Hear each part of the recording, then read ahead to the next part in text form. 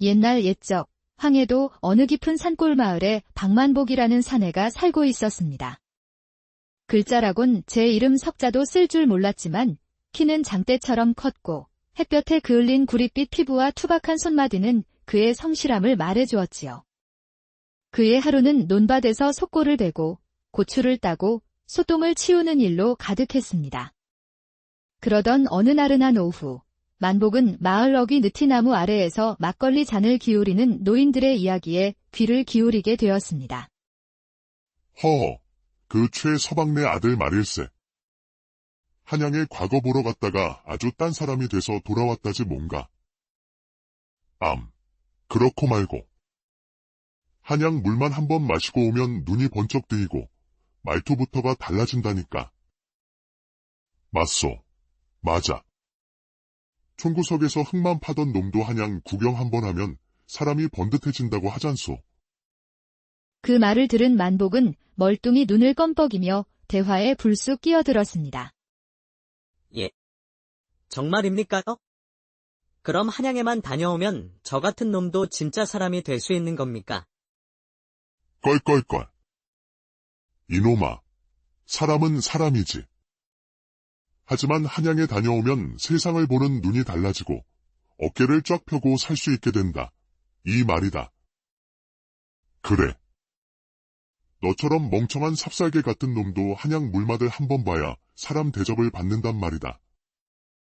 그날 이후 만복의 가슴은 한양이라는 두 글자로 가득 차 두근거리기 시작했습니다.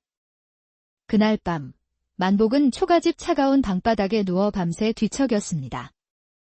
그래, 결심했어.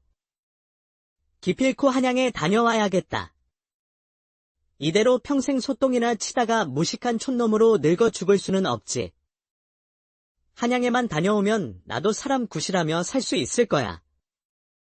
만복은 뜬 눈으로 밤을 꼬박 새우고 다음 날 똥이 트자마자 길을 떠날 채비를 했습니다.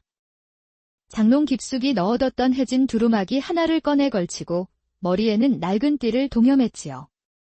그 모습은 마치 멧돼지가 어설프게 두루마기를 걸친 듯 우스꽝스러웠습니다. 작은 보퉁이에는 옥수수 찐 것 몇 개와 사촌에게 얻은 마른 청어 2마리를 쌌습니다. 동네 개들이 낯선 옷차림에 지저대도 만복은 아랑곳하지 않고 한양을 향해 묵묵히 걸음을 옮겼습니다. 한양만 다녀오면 나도 사람이 되는 거야. 이제 촌놈 소리는 그만 들을란다.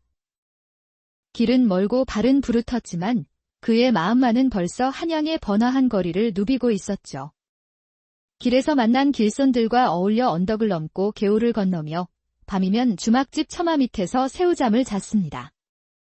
그럴 때마다 꿈속에서는 비단 옷을 입은 양반들이 나타나 술상을 내어주곤 했습니다. 그렇게 며칠 밤낮을 걸어 마침내 한양 장터에 들어섰습니다. 세상에나. 눈앞에 펼쳐진 광경에 만복은 입을 다물 수가 없었습니다. 수많은 사람이 인산인해를 이루고 저작거리는 떠들썩한 소리로 가득했으며 멀리 종각에서는 종소리가 울려 퍼졌습니다. 자, 나리. 구경만 하지 마시고 이리 와서 따끈한 국밥에 대포 한잔하고 가시오. 이게 전부 한양이란 말이오. 이야. 만복은 두 눈이 휘둥그레져서 혼잣말을 중얼거리며 뻣뻣하게 고개를 쳐들었지요. 잔뜩 기세가 등등해진 그는 종로의 넓은 길을 어슬렁거리며 활보했습니다. 이제 나도 한양 구경을 했으니 돌아가면 사람 대접은 받겠지. 그렇게 한양 거리를 귀신에 홀린 듯 두리번거리던 만복은 사람 구경, 술의 구경, 기생 구경에 정신을 차릴 수가 없었습니다. 걷다 보니 어느새 대궐 담장 및 큰 길까지 터벅터벅 걸어 들어가고 말았지요. 하지만 그곳은 아무나 기웃거릴 곳이 아니었습니다. 허리에 칼을 찬 술라군들이 매서운 눈으로 길목을 지키고 있었지요. 만복은 그것도 모르고 담장 밑에 걸터앉아 안을 들여다볼까 말까 망설이고 있었습니다. 이놈. 거기서 뭘 하는 게냐? 만복은 깜짝 놀라 벌떡 일어섰습니다. 술라군 둘이 칼자루를 톡톡 두드리며 다가왔습니다. 예, 저는 그저 구경 삼아. 구경. 이놈이 뭘 구경한단 말이냐. 이 담장은 아무나 들여다볼 곳이 아니란 걸 모르느냐. 한양 구경이 처음이라 아무것도 몰라서. 흥. 한양 구경 온 놈이 왜 하필이면 대궐 담장을 기웃거려. 이놈, 수상하다. 술라군들은 만복처럼 어수룩한 시골뜨기에게 억지로 죄를 뒤집어 씌워 돈을 뜯어내는 것이 일상이었습니다. 만복은 얼굴이 하얗게 질려 사시나무 떨듯 떨기 시작했습니다. 아닙니다요. 저는 정말 그냥 한양이 시끄럽다. 여봐라, 망태기 가져와라. 술라군의 말에 하인 하나가 커다란 망태기를 들고 왔습니다. 만복은 뭐가 뭔지 몰라 뒷걸음질 쳤지만 술라군 둘이 번개같이 달려들어 그를 망태기 속에 쑤셔 넣어 버렸습니다. 으아. 사람 살려. 나요. 나는 죄가 없다니깐요. 하지만 쇠심줄 같은 술라군의 소나귀에서 만복은 꼼짝할 수 없었습니다. 술라군은 망태기 입구를 질끈 동여매고 어깨에 둘러맨 채 어디론가 걸어갔습니다. 망태기 속에서 온몸이 덜컹거리는 통에 만복은 정신이 아득해졌습니다. 이게 한양 구경이냐, 젖은 구경이냐. 얼마나 갔을까? 망태기가 땅에 내려지고 큰 대문이 열리는 소리가 들렸습니다. 술라군은 만복이 든 망태기를 어느 대감댁 별당 마당에 털썩 내려놓았습니다. 한양 구경 한번 하려다 관가에 갇히게 생겼구나. 그때 부드러우면서도 서슬퍼런 목소리가 들려왔습니다. 이놈이냐. 끌어내어 앞에 앉히거라. 술라군이 망태기 입구를 열자 만복은 겁먹은 토끼처럼 조심스럽게 고개를 내밀었습니다. 그의 앞에는 하얀 도포자락에 위험 있는 정자관을 쓴 김대감이 서 있었습니다. 흥, 이놈이 그 한양 구경 왔다는 촌놈이렸다. 대감 나으리. 소인은 그저 한양이 궁금하여. 만복은 위험에 기가 질려 목소리가 모기 소리처럼 떨렸습니다. 좋다. 마침 잘 되었구나. 내 놈에게 중한 임무를 하나 맡겨야겠다. 이 집에 사주팔자가 사나운 딸이 하나 있는데 오늘 밤 내가 그 아이의 애군을 대신 받아내야겠다.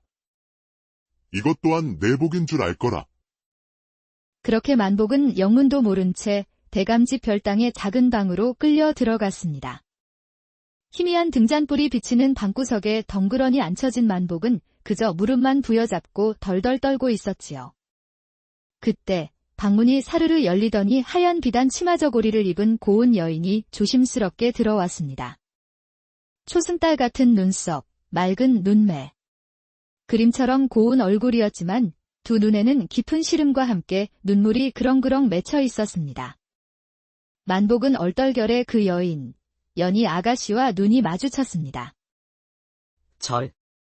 저기 아씨는 어찌 그리 슬피 우십니까? 만복의 어눌한 물음에 아가씨는 슬픈 미소를 지으며 입을 열었습니다. 제 팔자가 참으로 기구하여 그렇습니다. 아버님께서 제 사주가 너무 사납고 험하여 혼례를 치르기 전 반드시 다른 사내와 하룻밤을 보내고 그 사내의 목숨으로 애군을 막아야만 제가 무탈히 살 수 있다 하셨습니다. 그러니 오늘 밤 당신께서는 저와 함께 밤을 지새우고 내일 아침엔 목숨을 잃게 될 것이옵니다. 아가씨의 말에 만복은 다리에 힘이 풀려 그 자리에 털썩 주저앉고 말았습니다. 이게 무슨 날벼락 같은 소리여. 한양 구경 한번 왔다가 내일이면 내 목숨이 끊어진다니. 눈앞이 캄캄해진 만복에게 아가씨의 떨리는 목소리가 다시 들려왔습니다. 하지만 죽으라는 법만 있는 것은 아닐 것입니다. 부디 제게서 벗어나 목숨을 부지해 주십시오. 그러더니 아가씨는 치마 자락 속에서 은돈이 든 작은 주머니를 꺼내 만복에게 건넸습니다. 이것을 드릴 터이니 내일 아침 하인들이 들이닥치거든 어떻게든 살아서 달아나 주십시오. 제발. 고운 얼굴 위로 눈물이 또르르 흘러내리는 모습의 만복은 심장이 쿵 하고 내려앉는 기분이었습니다. 희미한 등잔불 아래 두 사람은 서로의 기구한 운명을 앞에 두고 말없이 마주 앉았습니다. 오늘 밤만은 당신의 목숨을 위해 살겠습니다. 그 밤, 대감댁 별당에서는 천한 촌놈과 귀한 양반 교수가 운명처럼 하룻밤에 서글픈 인연을 맺었습니다. 동이 특이 무섭게, 만복은 밤새 한숨도 못 잔 채 부스스 일어났습니다. 온몸이 사시나무 떨듯 떨려왔습니다. 그때 아가씨가 방구석에 있던 작은 방망이를 내어주며 말했습니다. 잠시 후 하인들이 문을 박차고 들어올 것입니다. 그때 망설이지 말고 이 방망이로 먼저 내리치십시오. 그리하지 않으면 당신은 오늘 아침 해를 다시 보지 못할 것입니다. 만복은 떨리는 손으로 묵직한 방망이를 꽉 움켜쥐었습니다. 이게 내 목숨줄이구나. 얼마 지나지 않아 밖에서 문을 쿵쾅거리며 두드리는 소리가 들려왔습니다. 아, 촌놈. 어서 나와라. 이제 대감님 말씀대로 내 놈을 한강 물에 쳐넣을 때가 되었다. 하인 둘이 문을 벌컥 열고 들어서는 순간 만복은 눈을 질끈 감았습니다. 살아야 한다. 살아서 이 귀한 목숨을 부지해야 한다. 그리고는 하인 하나가 방으로 발을 들여놓는 순간 온 힘을 다해 방망이를 휘둘렀습니다. 으아.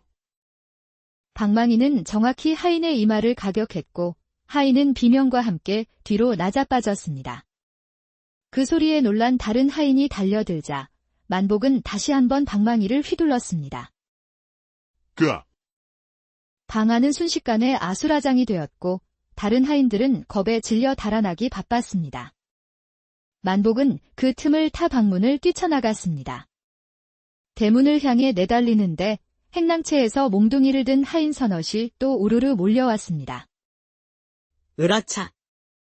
살고 싶거든 모두 비켜라. 두 눈이 시뻘개진 만복이 방망이를 휘두르며 달려들자 하인들은 기겁하여 뒷걸음질 치다 저희끼리 부딪혀 나뒹굴었습니다. 마침내 만복은 대문을 박차고 나와 한양 거리를 향해 허겁지겁 달아났습니다. 아직 이른 새벽이라 거리는 텅 비어 있었습니다. 만복은 헐떡이며 숨을 골랐습니다. 헌. 살았다. 살아서 한양을 빠져나가는구나. 내 팔자가 이럴 줄 누가 알았겠는가. 허기와 피로에 지친 만복은 밤이 될 때까지 정처 없이 헤맸습니다.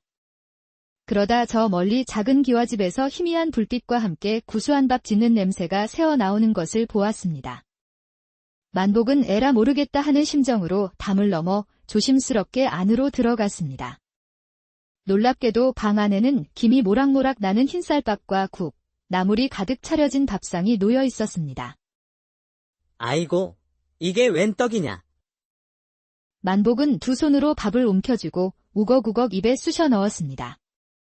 배가 부르자 만사가 편안해진 그는 방구석에 펼쳐진 따뜻한 이불 속으로 기어들어가 그대로 잠이 들고 말았습니다. 얼마나 지났을까요? 저녁 장을 보고 돌아온 젊은 과부가 방으로 들어왔습니다. 그녀는 자기 이불 속에 웬 낯선 사내가 벌거벗은 채로 잠들어 있는 것을 보고 기겁했습니다. 아이고, 이게 무슨 변고람. 거기 누구요? 어찌 남의 집에 함부로 들어와 잠을 자고 있는 것이오. 만복은 그 소리에 부스스 눈을 떴습니다. 그는 꿈인지 생시인지 분간이 안 되는 상태로 눈앞의 과부를 향해 시익 웃더니 느닷없이 두 팔을 뻗어 그녀를 와락 껴안았습니다. 아이고, 아이고. 이 무슨 망측한 짓이요. 이거 놓으시오. 과부는 몸부림쳤지만 만복의 팔은 무쇠 같아서 빠져나올 수가 없었습니다. 그렇게 하룻밤을 보내고 나니 과부의 마음에도 묘한 변화가 생겼습니다. 비록 행색은 초라하나 마음은 순박해 보이고 어쩐지 의지가 되는 사내라는 생각이 들었지요. 그 후로 만복은 과부의 집에 머물며 장작도 패주고 굳은 일도 도맡아 하며 함께 살게 되었습니다.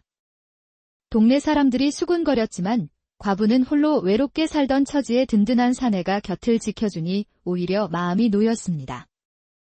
그러던 어느 날 과부는 숨겨두었던 큰 재산을 꺼내어 만복에게 내밀었습니다. 서방님, 이제 당신은 제 사람이니 이 재산으로 당신의 고향에 내려가 새집을 짓고 함께 잘 살아봅시다. 만복은 두 눈이 휘둥그레져서 그저 고개만 끄덕였습니다. 그리하여 촌놈 만복은 글자 한자 모르는 무식쟁이였지만 한양 구경 한번 잘못 갔다가 운 좋게 어여쁜 과부를 만나게 되었지요. 그리고 마침내 고향으로 금이 환영하여 번듯한 기와집을 짓고 장마당에서 제일 가는 부자가 되어 오래오래 행복